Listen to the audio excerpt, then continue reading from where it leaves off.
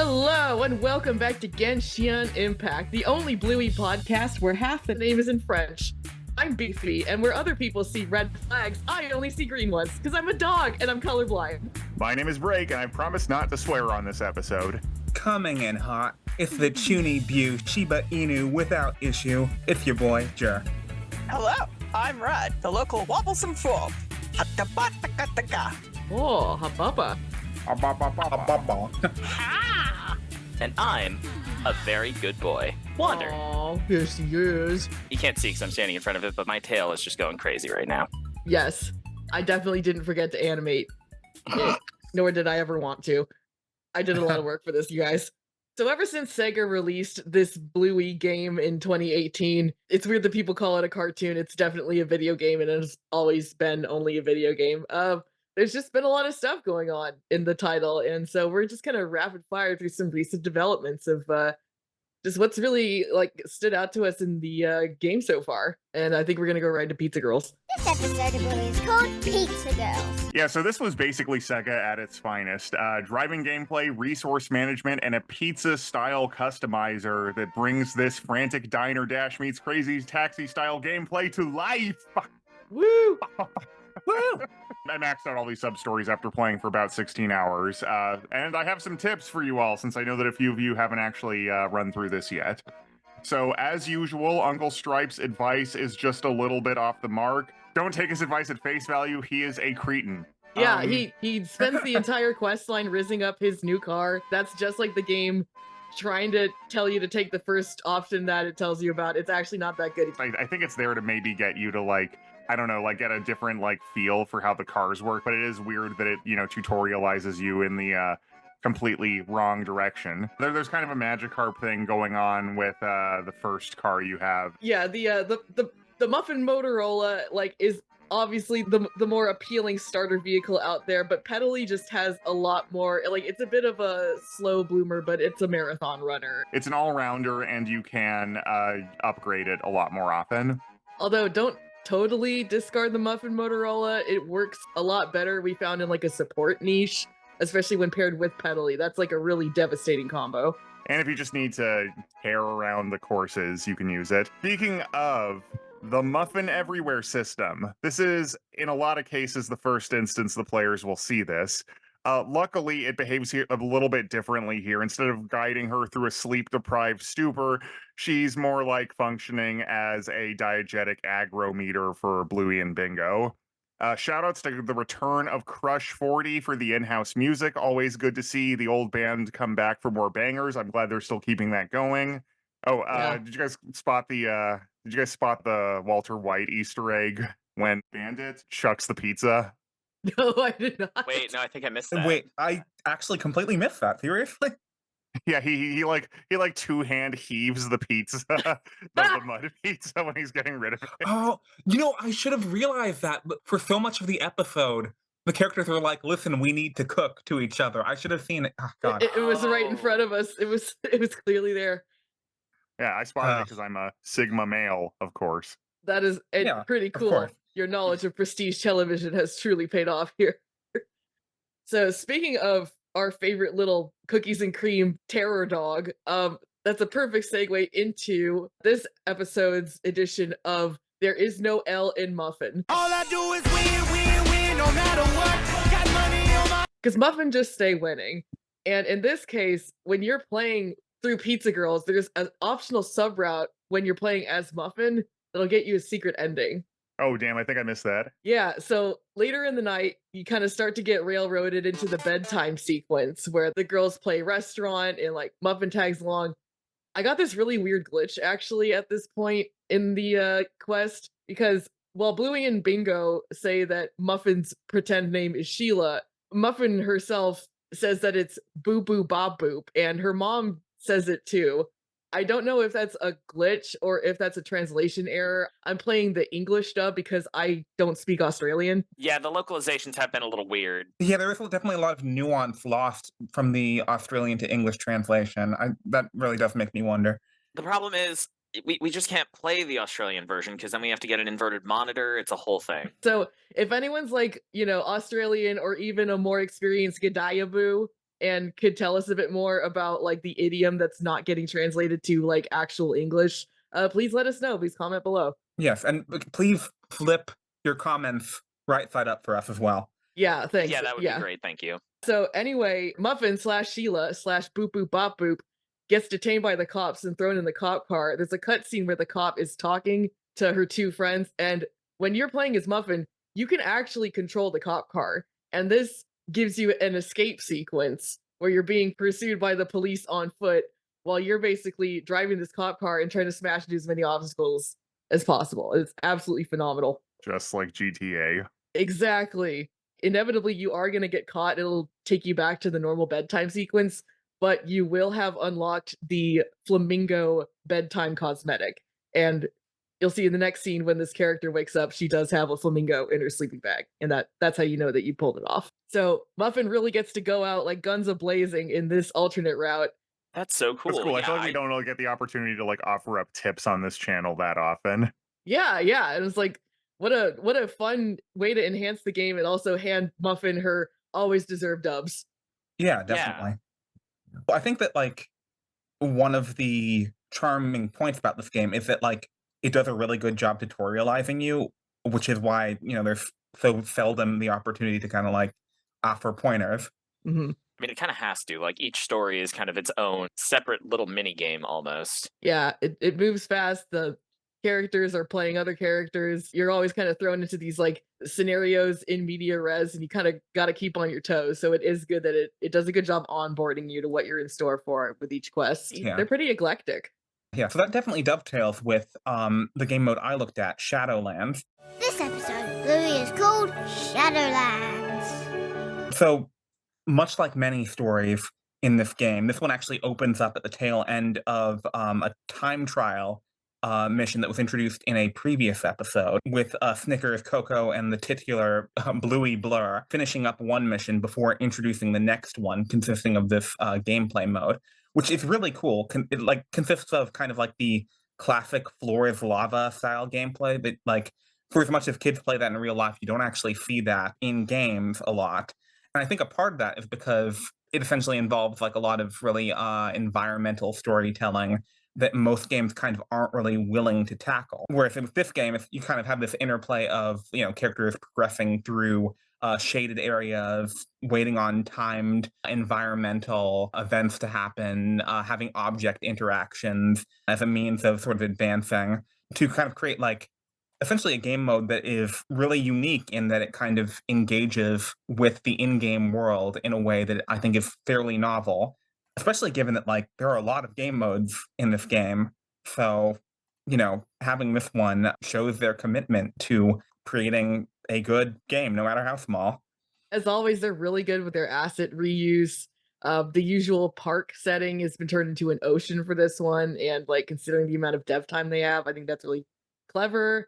The graphics on the alligators in the ocean were like amazing. I think that's an all new model. I mean, like the graphical fidelity of this game is truly like nothing else. You can really see those alligators. Oh, no, Yeah, yeah, completely. I mean, you can tell that the devs were really proud of like the amount of detail that went into them. You can spot them a mile And- away, and I'll bet you we're going to see them again in some other form. Probably. Oh, definitely. They're like super wise with asset management.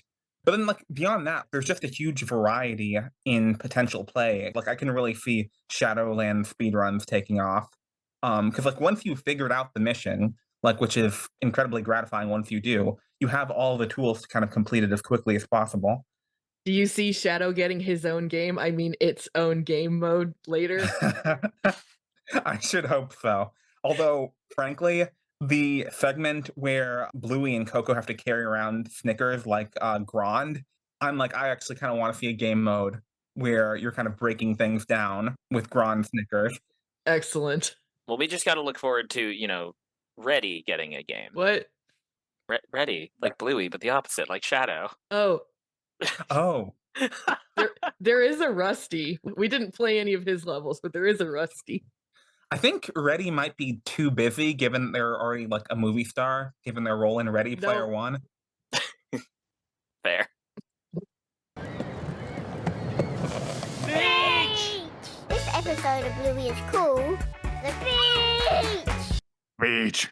Yes. Right. Wait, oh my god. I just noticed Bluey and Bingo are Sonic and Tails colored. Yeah, hey, that actually comes up in this very next game mode that I'm about to talk about, the beach. It starts off as just a very simple story of like the family going to the beach, and at one point, Bluey, Bingo, and Bandit are hanging out, and their mom walks over and says, "Oh, I'm gonna go for a walk by myself." They all just kind of sit around. Bluey finds a cool shell she wants to show her mom, and decides to chase after her alone. It's at this point that the perspective shifts from the normal, like kind of 3D camera that we're used to, and shifts to a 2D platforming camera. It's so good. I love those camera angle changes. Oh, it was great. You got to take in kind of the length of the beach, like each section that you're running on, and it basically does become like a Sonic style game. Bingo fills in as like the Tails character of the adventure, kind of the little sister mode where it's like nothing's going to happen to this character, but they get to participate a little bit. So the basic story of this is that Bluey is a mermaid who has been given her legs, but very quickly, some random surfer lady playing the role of like a witch or seer. Yeah, who the was that? Yeah, Bluey announces just loudly at the beginning, like, I'm a mermaid who has got her legs, and a random person just runs across, like, with a surfboard and goes, yeah, but it only lasts for a day, and then hops in the ocean to go surfing. And it's like, who does that? Who What says do that you to a child? What do you know? But that does kind of create the tension of the gameplay mode now because that's your time limit. You now have a time limit established, which means Bluey's got to go fast. It's 2D side-scrolling platformer. Think like early Sonic the Hedgehog games. She just kind of runs along and has a couple of interesting boss fights. The first one is against a flock of seagulls who are blocking her path, and you got to kind of position really carefully to like avoid the attacks because the flock moves in like these huge waves. But after you kind of dodge those a couple times, you're able to pass through.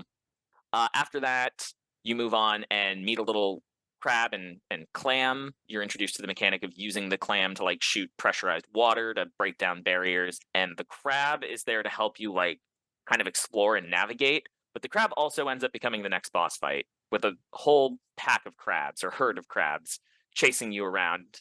I could not get past this boss. It's really hard. Like you have to know your positioning super well. Like I only barely beat it. But once you're able to kind of like keep bouncing on top of them and knocking off the individual crabs and making sure you're not getting pinched by the rest, eventually the herd breaks apart and you make it through. The next part leads into kind of the last like major environment of the game, which is these ruins that you're passing through. Yeah, you go into these like fully ancient ruins. There's definitely some lore there. We just haven't figured out the relevance of it. Well, Bluey finds a sword, or sorry, the mermaid finds a sword and Ooh. uses that to like fight her way through, break down walls and barriers, and almost as like a kind of lever in certain places. And at the end, has to beat a jellyfish. It's a lot like Eco. You just have your stick and you're going through this castle, just trying to solve every puzzle with it. We're gonna have to wait for my favorite Australian Vati Vidya to do the lore video on it. Yes. Oh, definitely. It is almost a little Metroidvania at this point because you kind of have a sword in the way that like Alucard and the early Castlevania games did. Bluey should have run backwards. She would have gone faster. Oh, I didn't even think about that. Maybe that already is in there. Okay, this game is just so ripe for speedrunning. We're gonna see Bluey running backwards. Oh, this is definitely ending up at ABDQ or SGDQ. Yeah, awesome. Bluey stun quick. Exactly. You end up having to fight a jellyfish, cut off all its limbs, and then escape past it before it can sting you. But that leads to the final boss, which is the pelican, who was genuinely terrifying. It does try to eat you whole the entire time. You have to like let yourself get partially eaten and then hit the tongue a bunch to spit it back out and then keep fighting from the exterior. But after a couple rounds of that, you finally escape. You're out of the ruins. You're away from this trek, and Bluey finds her mom. And there's a lot of messaging in there about like, multiple sets of footprints in the sand, light undertones of like... Yeah. Who was the other footprint? It was Bluey's mom. It was Bluey's mom the whole time. And maybe some of them were that weird surfer lady, but we're not going to question that. But yeah, overall, it was a really cool new kind of style of gameplay we haven't seen from this before, and with interesting like perspective shifts and new platforming mechanics because of the perspective shift. It was super cool. Very stylistic and simplistic, but definitely engaging. Gonna give Genova Chen a run for his money this year, I think. Mm-hmm, for sure. Definitely. Can't wait for the accolades to roll in. This episode of Bluey is called Duck Cake. So, one of the things that this game is really good at is how it intertwines co-op in surprising ways. I found that out when I was playing through the Bingo's birthday cake section as Bandit. So I ended up picking the duck cake which ended up being like the hardest possible cake to make. So I really did bring this on myself. I was feeling pretty high and mighty. I was feeling pretty confident on myself. It just so happened Jur was also online doing a Bluey side quest where he was like picking up stuff in the living room and something like that. Yeah, so like all Bluey missions, this one's intensely focused on like speed and time management. So the gameplay is largely just kind of avoiding the play blocks. Yeah, I think you said like Bluey wants to tidy up her half, but she doesn't want to tidy up Bingo. So it's about like avoiding Bingo's blocks while putting your own back in the basket. It's like identification, accuracy, and timing while like picking things up in appropriate order and in appropriate quantities. Well, in the co-op mode at the very least, you have to time that with your interactions with the cake construction game. Yeah, and that was something I didn't know about because I actually like I probably should have failed the cake construction game. I got like to the very end with the head placement part and I absolutely flubbed it. And I was like, "Oh man, game over. Like I've totally derailed this mission." And then I see Jur as Bluey coming over there, and Bluey actually cleans up the mess that Bandit made, and you get a free do-over on the cake section. And I don't know if that's just if you're making the duck cake, it's kind of like a, this didn't make it past testing unscathed, so we gave people a little helping hand, but it was a really neat feature and not something I would have expected at all. Yeah. I'm not sure like how widely this was implemented, but it seems like if you have friends on your friends list doing missions in the same like location, there'll occasionally be overlap where you can like do co-op assists like that. I had no idea it was implemented either, so I was pretty surprised when like Bluey walked into the kitchen as well. It went beyond just being the cameo system, and it was actually asynchronous co-op. It's kind of like how Warframe wanted to marry the open world and Railjack sections and never really pulled it off. Play Warframe. Railjack is really good, you guys, I swear. No, actually, Warframe's cool. Play it. We will always support Warframe. All right, so who's gonna take us through to sleepy time? This episode of Bluey is called Sleepy Time. So, did you guys play Outer Wilds a couple of years back? No, I didn't. I watched you play it though. It looked amazing. Yeah, I did. Yeah, All right. So, Sleepy Time. Did anyone play Sleepy Time? I did. It was incredible. I played a little bit of it. It was a little bit abstract to my taste, so it was still like a stellar game mode. I watched an LP of it on YouTube to get caught up for this podcast episode, and it was like it looks really good. I cried. Yeah, some people have been doing some really wild stuff on YouTube with Sleepy Time, but it's basically this big kind of space exploration, Outer Wild style adventure of like Bingo trying to, I guess, find like restful sleep, and it's amazing. Like the art direction on it was truly inspired. Really, like the stuff we messaging dreamed is- about when we had FMV cutscenes in games. Like this is it. Like fully immersive, gorgeous graphics, totally realistic. It had a lot of text and like was kind of haunting in its own right a little bit. I Yeah. guess space travel really kind of is a little bit, but I mean, honestly, if you guys, ever saw Interstellar, it's a bit like that. Very existential. Yeah, I mean, I did appreciate their efforts to break up the more existential moments with comedy, like with the segments with the blanket theft. That was Yeah, pretty good. the interesting thing was because it's a story called Sleepy Time and about like Bingo trying to find restful sleep. It did have perspective cuts back and forth between like the dream world and like the waking world bits, where Bingo is still asleep during the waking world segments, but like it's showing how she's interacting with the real world.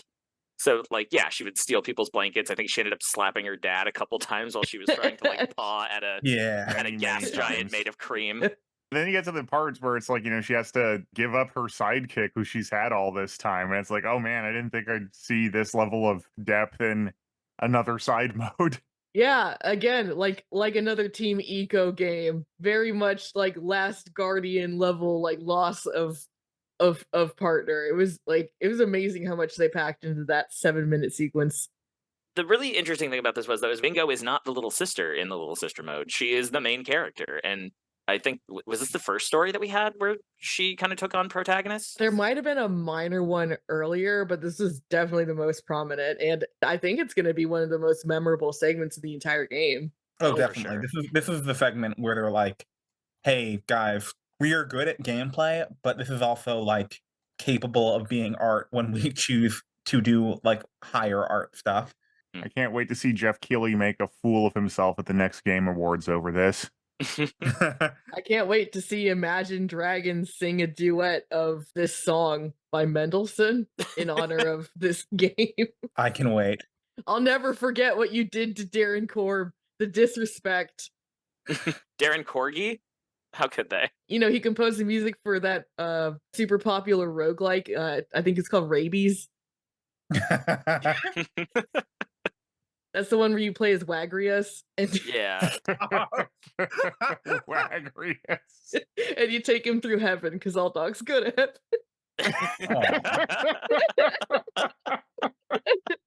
By the way, guys, what's a dog?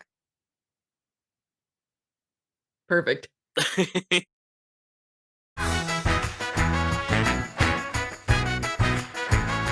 Beefy. Right. Sure. Rad. Wanda. Now get the f out, you cunts. God.